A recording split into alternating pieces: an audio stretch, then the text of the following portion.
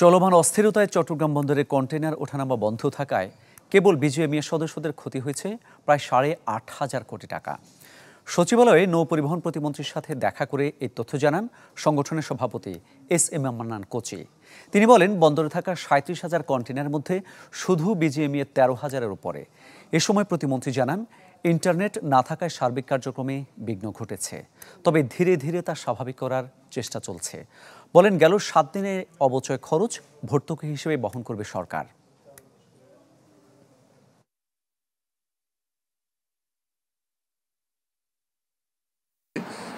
ব্যবসায়ীদের সঙ্গে কথা বলেছি, যে কথাটা বলেছিলাম, চট্টগ্রাম বন্দর অর্থনীতির সেবা দেওয়ার জন্য কাজ করে।